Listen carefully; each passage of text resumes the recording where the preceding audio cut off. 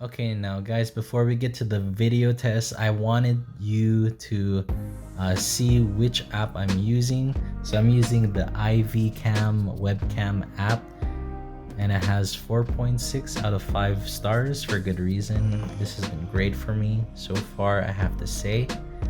It has 1 million views, 1 million views, 1 million downloads.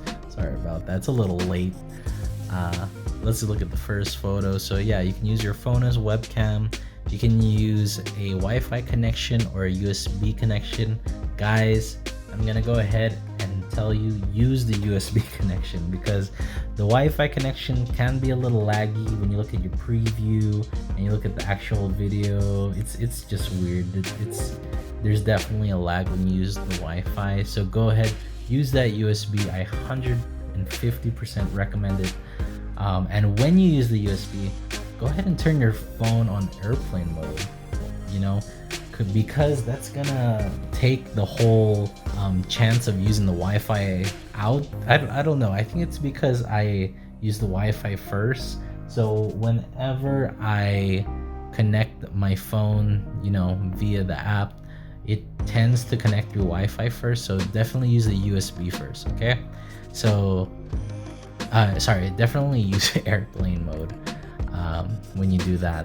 So let's go ahead and look at the next one. So airplane mode and USB. All right, guys. Okay, so it's easy to use. You download the software on your computer, you download the app, and then they work together. And yeah, this app is not okay. This app is free. You can use it at first, the full quality. I think for your first call, but later you do have to pay. So you do have to pay about $10 or $9.99 for the complete app. So go ahead and test it first, of course. See if your front camera looks good. Which if you have a good phone, it probably is good. So test it, and then if you like it, it's gonna be $10. And guys, it's $10. It's not $100+ like you would pay if you bought a webcam right now. It's much cheaper, and I'm just waiting for the webcam prices to go down. But this has been great for me, this app.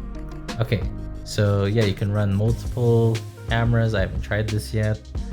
Okay, so yes, it is simple. You can control the focus, the ISO, the exposure, things like that.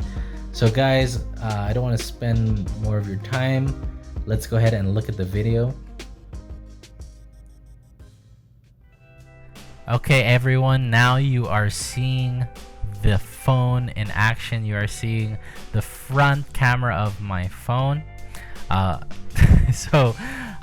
also an online English teacher, so that's why you are seeing all these English related items on my background. So just forget that for now. But yeah, this is how the image looks using the front camera of a Samsung S10e.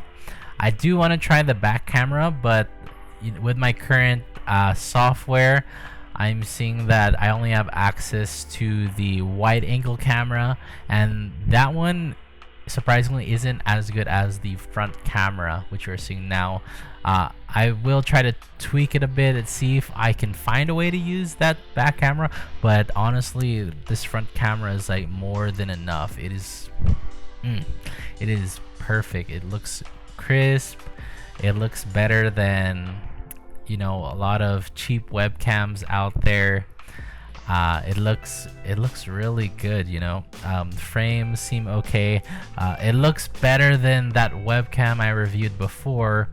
I reviewed the Logitech C615, and there were, as some people said in the comments, there were some frame issues, but as you can see with this phone camera, I'm not seeing any issues right now.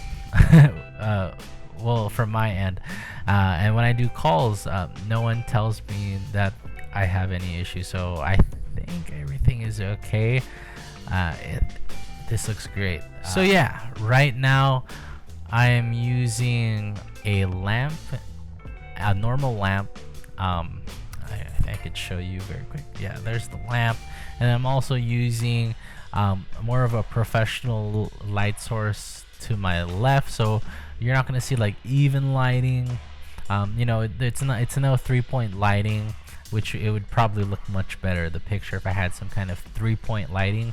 You could go ahead and look that up. But this doesn't look too bad, especially for teaching. I think this is very adequate, this camera and this whole setup, and I think this is the way to go, guys. I really wouldn't spend 120 on Logitech C920 when later the price is just gonna dip back down to $50 or so. I think this is the way to go for now. Like I don't even think I could recommend the C615, especially at its inflated cost. No, don't buy that one. Don't buy I would even say don't buy the cheap Chinese knockoffs if you have a phone with a great front camera.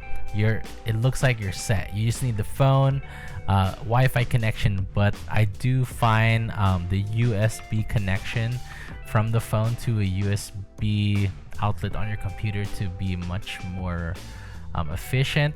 It transfers the image much more cleanly, so you're not going to see any lag, or I don't see much lag, if any at all right now, if you go through USB. So I think this is the way to go, honestly. If you have a good phone and you don't want to spend $100 on a webcam, but you still want great webcam quality, this is it, guys.